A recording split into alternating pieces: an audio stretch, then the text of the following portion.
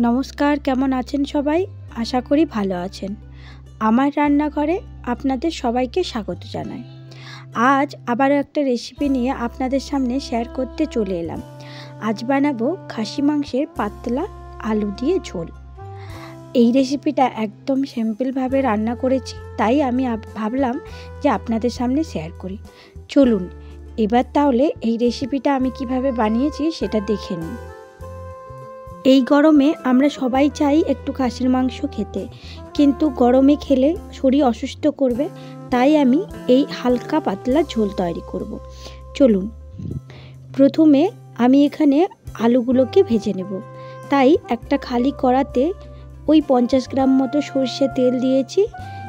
তার উপরে তেলটা গরম হয়ে গেলে অল্প একটু হলুদ দিয়ে এবার আলুগুলোকে ভেজে নেব।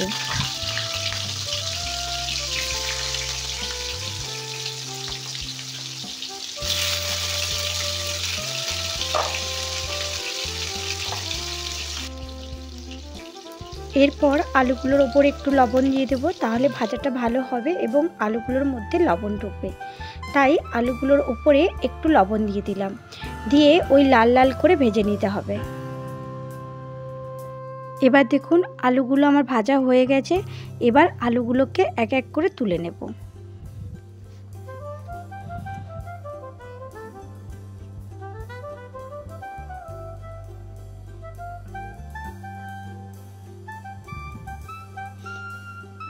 এরপরে ওই তেলেই আমি আর তেল একটু অ্যাড করিনি, খাসি মাংসতে সেরকম তেল লাগে না, তাই ওই তেলের ওপরে অল্প একটু চিনি দিয়ে দিলাম কালারের জন্য। এরপর দিয়ে দেব কয়েকটা ফোড়নে শুকনো লঙ্কা, এটা যারা পছন্দ করেন না তারা দেবেন না। এবার দিয়ে দিলাম 1 টিস্পুন মতো গোটা জিরে, আর দিলাম 2টো তেজপাতা, দিয়ে ফোড়ন থেকে একটা সুন্দর স্মেল বেরোলে এরপরে দিয়ে দেবো কেটে রাখা পেঁয়াজ। আমি এখানে মিডিয়াম সাইজের 3টে পেঁয়াজ নিয়েছি। আমি 500 গ্রাম খাসির মাংস নিয়ে এসেছিলাম, তাই এখানে মিডিয়াম সাইজের 3টে পেঁয়াজ একদম ছোট ছোট করে কুচিয়ে দিয়ে দিয়েছি।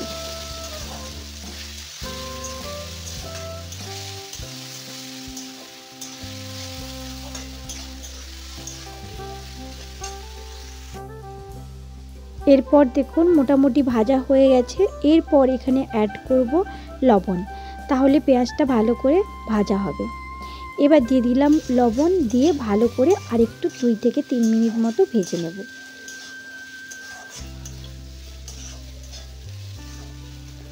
এরপর এখানে অ্যাড করব আদা রসুন পেস্ট।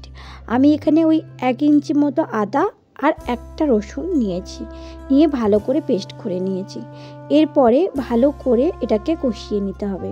রান্নার মশলা যত কষাবেন তত কিন্তু মাংসের টেস্ট ভালো বাড়বে। এরপরে আমি এখানে দিয়ে দিলাম গোটা কাঁচা লঙ্কা। যারা ঝালটা পছন্দ করেন না তারা স্কিপ করবেন, ঝালগুলো আপনারা আপনাদের স্বাদ অনুযায়ী দেবেন। এবার আমি যে বাটিটা ধুয়ে একটু মশলাটা ছিল সেই বাটিটা ধুয়ে একটু দিয়ে দিলাম, দিয়ে ভালো করে কষিয়ে নিয়েছি। এরপর এখানে 1 টিস্পুন মতো লঙ্কার গুঁড়ো, আর একটু ধনিয়া গুঁড়ো, আর একটু হলুদ গুঁড়ো দিয়ে ভালো করে কষিয়ে নিতে হবে যতক্ষণ না তেলটা ছাড়ে। দেখুন মশলা থেকে প্রায় তেল ছেড়ে দিয়েছে, আমি অনেকক্ষণ ধরে কষিয়েছি। এরপরে আমি এখানে সেদ্ধ করা মাংস দিয়ে দিলাম। হ্যাঁ, আপনাদেরকে তো বলতেই ভুলে গেছি যে আমি আগে প্রেসারে একটা সিটি দিয়ে মাংসগুলোকে সেদ্ধ করে নিয়েছিলাম, আর মাংস করার পরে যে জলটা ছিল সেটা আমি এক জায়গায় তুলে রেখেছি। এরপরে যেহেতু মাংসটা সেদ্ধ, তাই আলুগুলো সেদ্ধ হবে, তাই আলুগুলোও দিয়ে দিলাম। এইভাবে আলু আর মাংস ভালো করে কষাতে হবে। এখন গ্যাসের ফ্লেমটা কিন্তু হাই ফ্লেমে প্রায় 5 থেকে 6 মিনিট কষিয়ে নেব। তারপর গ্যাসের ফ্লেমটা একদম লো করে এইভাবে ছেড়ে দেব। আগে যদি আপনারা মাংস কষিয়ে নেন দেখবেন টেস্ট কিন্তু আসে। এখন আমার মনে হচ্ছিল একটু ড্রাই হয়ে যাচ্ছে, তাই আগে থেকে যে সেদ্ধ করার যে মাংসর জলটা ছিল সেটা দিয়েই ভালো করে কষিয়ে নেব। এরপরে আমি এখানে এবার গ্যাসের ফ্লেমটা লো করে ঢাকা দিয়ে ছেড়ে দেব। ওই ধরুন 3 থেকে 4 মিনিট, মাঝে মাঝে ঢাকনা খুলে নেড়ে নিতে হবে। এবার দেখুন অনেক জল শুকিয়ে গেছে। আমি এইভাবে গ্যাসের ফ্লেমটা লো করে কষিয়ে নিয়েছি প্রায় 10 থেকে 12 মিনিট পর্যন্ত। একটু লবণ লাগছিল, তাই আমি এখানে লবণটা অ্যাড করলাম। আপনারা লবণটা স্বাদ অনুযায়ী দেবেন। আবারও আমি ঢাকা দিয়ে এইভাবে 5 থেকে 6 মিনিট মতো ছেড়ে দেবো। দেখুন মাংস থেকে কতটা পরিমাণে তেল রিলিজ হয়ে গেছে, তার মানে মাংসটা ভালো মতো কষানো হয়ে গেছে।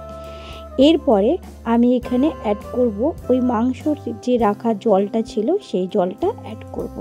আমি মাংসটা আগে হলুদ আর লবণ দিয়ে সেদ্ধ করে নিয়েছিলাম, ওই একটা সিটি মতো দিয়েছি। এবার বেশ কিছু সময় ফুটে গেলেই আমার এই মাংসটা রেডি। এই সময় আপনারা যদি ধনিয়া পাতা অ্যাড করেন তাহলে তো আর কোনো কথাই হবে না। খাসির মাংসর পাতলা ঝোল আলু দিয়ে আপনাদের কেমন লাগে আপনারা কিন্তু কমেন্ট করে জানাবেন। আমার তো দারুণ লাগে।